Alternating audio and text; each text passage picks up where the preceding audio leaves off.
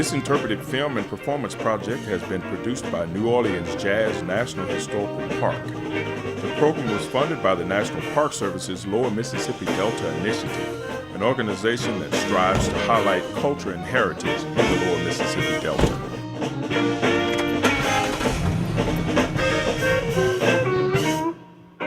Join us as we take a road trip to national parks in the Lower Mississippi Delta.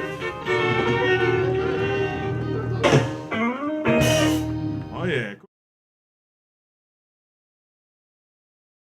How many like that drummer boy who prayed before he died?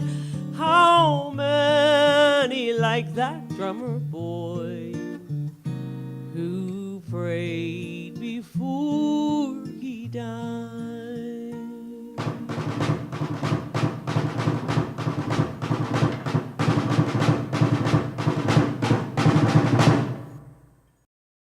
Shiloh National Military Park is our country's second national military park, created in 1894 to preserve the site of the two-day battle, April 6th and 7th of 1862, which was the first large battle of the American Civil War.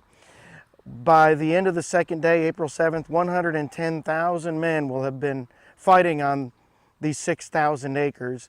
4,200 of which we preserve today in the National Park Service on the battlefield.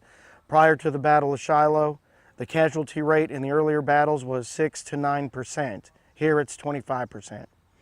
When the word of the casualties get back home to the newspapers and the people back home, it does send shockwaves through the public and politicians, both in Richmond and in Washington, D.C., and they realize this is going to be a lot tougher, bloodier road than anybody ever thought or imagined the war could be.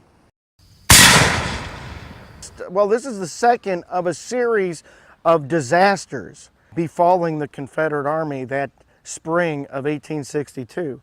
With the fall of Fort Donelson and Fort Henry up near the Tennessee-Kentucky border, that would be the first major victory for the Union military.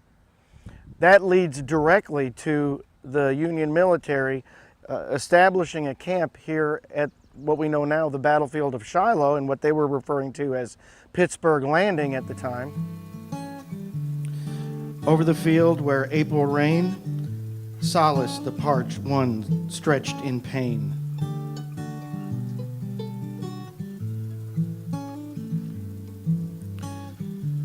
Through the pause of night that followed the Sunday fight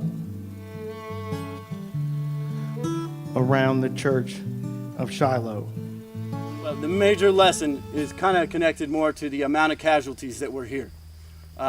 23,000 plus. On that note, that's 23,000 people that either did not go home or went home wounded or were missing, captured, things like that. So this was a great wake-up call to both sides. Not that, oh, we're going to lose a lot of people, but we're going to lose lots of people, not just small amounts or people here, people there. And these guys were losing limbs. These guys were losing their lives. These guys were losing their brothers, their fathers. Women back home were losing those. So we have to remember that this battle was great on a horrible type scale. And all the wars, from the Revolution all the way up to the Civil War, you add the casualties all together, and they still do not amount to the casualties that were faced here at the Battle of Shiloh. Johnny Clem apparently was this soldier who was a 10-year-old drummer who fought at the Battle of Shiloh and was nicknamed Johnny Shiloh, and they even wrote a song called The Drummer Boy of Shiloh about little Johnny Clem. On Shiloh's dark and bloody ground, the dead and wounded lay. Among them was a drummer boy who beat the drums that day. Unfortunately, that's not true. It is legend, it's myth. We don't have any evidence at all of Johnny Clem ever stepping foot on the battlefield during the fight or even later in life. His drum was by his side. you listen to the lyrics, there's no name in the song of any drummer boy. In fact, the drummer boy in the song doesn't survive the Battle of Shiloh. He gets killed. But Harper's Weekly did a story about the drummer boy of Shiloh and the song. They really wanted to put a name with the song. So what Harper's Weekly did is took the name of Johnny Clem out of the story of Chickamauga and put it into the story about the drummer boy of Shiloh. He clasped his hands, then raised his eyes and prayed before he died. Ever since then, there's this great myth that grew up about the Battle of Shiloh and Johnny Clem actually being Johnny Shiloh. They listened to the drummer boy who prayed before he died. And of course, Johnny Shiloh will stay in the Army his whole life. He will be the very last Civil War veteran to retire from the U.S. Army, and that'll be 1915 when he retires as a Major General. And he never really said anything different about the legend. I guess having free drinks and free dinners is nice when you got that kind of fame. So little Johnny Clem grew up to be Major General John Clem and never really squashed the idea of him being the actual drummer boy of Shiloh.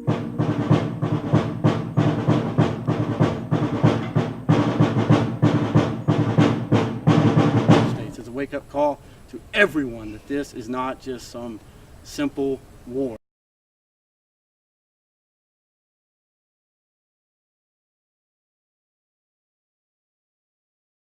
What we're going to start out with today is, since we're at Shiloh, let's start with something that has to do with Shiloh. This is a poem, and Matt has written some very wonderful music to go along with this poem. It's called Shiloh, a Requiem, originally written right during the war by a little-known author by the name of Herman Melville. Actually, I'm just kidding. But his big work was in 1851. Of course, that was Moby Dick. By the 1860s, he needed some money, and he went on a lecture tour for about 3 years, trying to make some money, and that is in 1860, 61, 62. And in 1863, he decided to write a book of war poems. Nobody bought it. He didn't make a dime off it, and only recently, as his career stalled out by the war and really never recovered, it's only recently that a lot of these poems and a lot of the books that he had written after the Civil War became appreciated. He actually died pretty much penniless up in New York and sort of a forgotten writer. So the first song we'll do here, or poem and music, again, is Shiloh, a Requiem.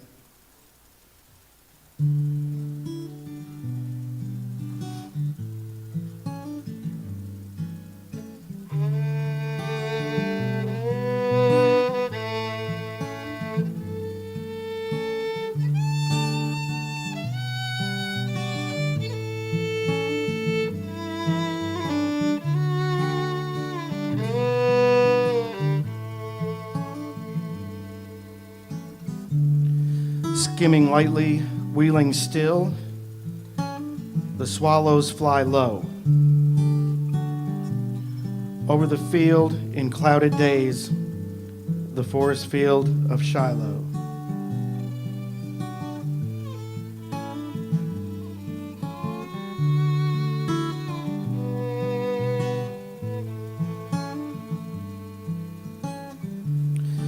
Over the field where April rain solace the parched one stretched in pain.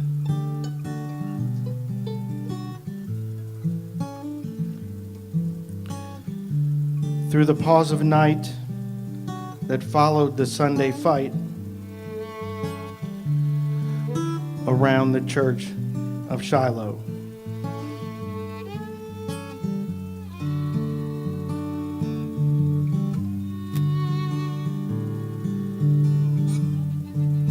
The church so lone, the log-built one,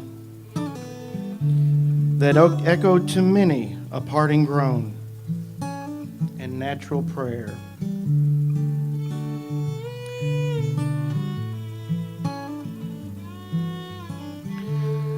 Of dying foemen mingled there, foemen at morn, but friends at eve. Fame our country, least their care. What like a bullet can undeceive? But now they lie low, while over them the swallows skim. And all is hushed at Shiloh.